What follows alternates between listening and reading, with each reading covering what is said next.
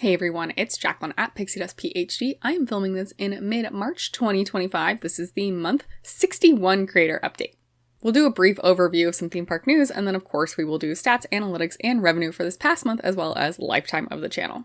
Not to slight Disney, but I think the biggest news honestly is that Epic Universe is opening in 2 months, and so team member previews are happening, and we're starting to see a lot more of those parks. I personally prefer to stay relatively spoiler-free. I think in this day and age, if you're on the internet, it's impossible to be totally spoiler-free, but I don't want to look at ride-throughs, POVs, any of that stuff. So once the park officially opens in May, there's going to be a ton of content like that, and I personally will be avoiding most of it or like fast-forwarding through parts that I don't want to spoil for myself. So you're not going to hear a lot of commentary from me about how the park is shaping up and what I'm super excited about and little details. But I will say, of course, we have seen pictures of the Toothless meet and greet. That's Toothless the dragon from How to Train Your Dragon. And it looks so cute.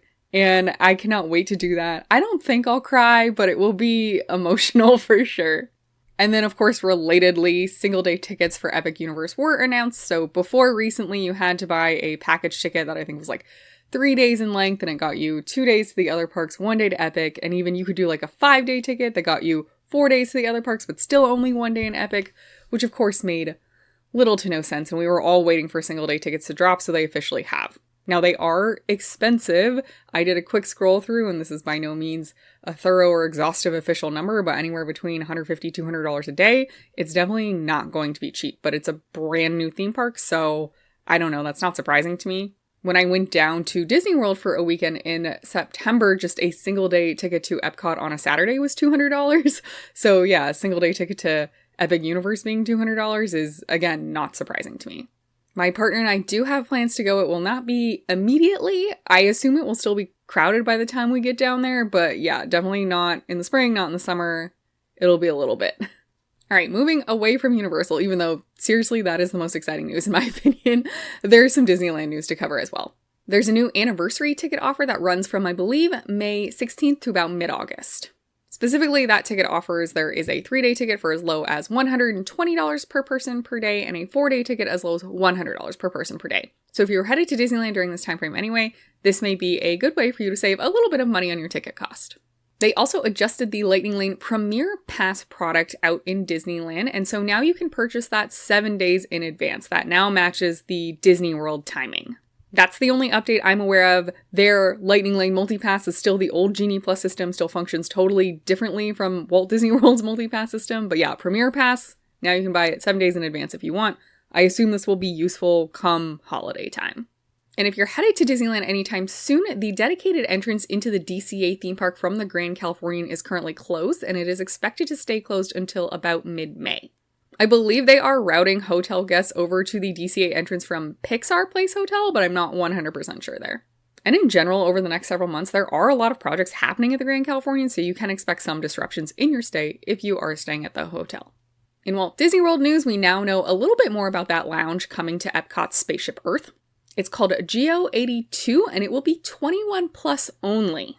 Reservations are going to be required. As of the time I'm filming this, we do not have information on an opening date of the lounge yet or when reservations will open. If this is something you're deeply interested in, the webpage is live, so I would keep an eye on the Geo 82 webpage. And in Disney Vacation Club news, eligible owners can receive 20% off VIP tour select dates over at Walt Disney World. This is most dates between April 28th and September 27th, though there are a few blockouts, and it is subject to reservation, so dates can sell out. If you do qualify for membership extras, you were heading down anyway and a VIP tour was of interest, this is a good way to save some money. Those were the big news pieces that I wanted to cover. Mostly, I'm just getting incredibly hyped for Epic Universe. If I missed anything and you want to chat, leave a comment down below. Moving into stats and analytics then, for month 61, I pulled these from February 11th through March 10th. During month 61, I did post about 2 videos a week, so it was a heavy posting month for me, trying to really wrap up the October 2023 trip and get through that content. There were several vlogs from that trip in this last monthly period, as well as, of course, the last monthly period's creator update. Plus, we did a quick room tour of the Hilton Orlando Lake Buena Vista Double Junior Suite that I got to stay in. That was actually in September 2024. That room was massive. I was actually giggling with how big it was. And in addition to the typical monthly creator update, I did a separate video last month looking at yearly stats. So because it was the year anniversary, we took a zoom out of the stat picture, and instead of doing month to month and lifetime, we looked at year over year. And Disney did present at South by Southwest, so I did a quick video covering some of that news. For members only, I'm really honing in on my Disneyland trip, so we had a video really going over that trip sketch. Thank you again so much for all of your advice. It has been super helpful. Here's a look at the top content by views posted this last monthly period. Interestingly, the parade is my most viewed video. I never would have guessed. I certainly am not the highest quality videographer when it comes to these types of things. I really film those for my own enjoyment and my own memories, and if I have it already, may as well share, so it's nice to see that some other people are enjoying that. Unsurprisingly, the next 3 are room tours, and then we've got some other smatterings of Disney World, Disneyland, and Disney Vacation Club videos. 4 of these videos were posted in this last monthly period, and interestingly, none of those room tours were, so those, again, really are kind of evergreen content, and if I could take more room tours and post more, I would, but I'm just not often on vacation. Moving into stats, in month 61, we got about 6,400 total views. These came from 4,400 unique viewers, which very fun. It really was an even number, 4,400. And 732 of those viewers were returning. Thank you so much for coming back, liking the videos, subscribing to the channel, turning on notifications, commenting, sharing with friends. All that really honestly does help me out so much. And big thanks to my current monthly Ko-fi supporters. Right now, that's Amy, Michelle, Tiffany, Tara, James, Coco, and Judy. I really appreciate the extra support and engagement. Overall, the channel got just shy of 400 watch hours in month 61, and we amassed about 92,000 total impressions, with 48.1% of those impressions coming from YouTube. And in total, there were 18 new subscribers on the month. Moving into lifetime stats then, we are now at about 386,000 views, with about 25,000 watch hours. The channel now has 4.28 million impressions, with 40.5% of all of those impressions coming from YouTube. And overall, we are at 1,964 subscribers. So doing some reflections on the month and lifetime stats, the month was like fine in a vacuum in the sense that the numbers alone I'm not mad about, but compared to last month, it was dramatically worse. And so now I'm kind of wondering if last month was a fluke, because this month feels similar to months before last month. Like the past 6 to 8 months or so, the channel's just been kind of down compared to maybe the year before then. But it's still not bad. I'm still getting over 6,000 views and almost 400 watch hours. Like, I'm not mad about that. It just is, yeah, dramatically worse in almost every regard compared to last month. In lifetime, we did eclipse 25,000 watch hours, which is honestly mind-boggling. If I'm doing my mental math right, I think that is literally over 2.5 years of time. Feel free to correct me in the comments down below if that mental math is wrong, but yeah, that's pretty wild. And we are still inching toward 2,000 subscribers, so gonna keep heading toward that goal. For revenue, in this last monthly period, I made just shy of $50. That's about $7.50 for every 1,000 views, or about $23.50 for every 1,000 ad views. And here are the top performing videos by revenue in the past monthly period. 3 of these 5 videos are room tours, so again, just highlighting that room tours are popular. For lifetime revenue, I'm now just over $1,500. Again, like, this is a huge milestone and I'm super proud and excited, but for any other small creators out there, I have been doing this for over 5 years, so the return on investment is low and you should not be doing this for money, is my general advice. But that $1,500 is about $4 for every 1,000 views, or about $20 for every 1,000 ad views. And here are my last 6 months of earnings. So again, even though I feel like the last 6 to 8 months in most of the stats have not been great in terms of like views feels down, watch hours feels down, subscribers is definitely down, the revenue is kind of better than ever. So I don't really know what that's about. But again, for all of you watching, thank you so much. I really do appreciate it. And here is a look at some upcoming content. These top 3, by the time this video gets posted, I believe you will have already seen. So my partner and I did like a table service recap video from our October 2023 trip. And I did a fun little side challenge while we were down there of meeting Mickey and Minnie in every single park. Water parks excluded. I don't know if there even are meet and greets at the water parks, but the 4 main theme parks.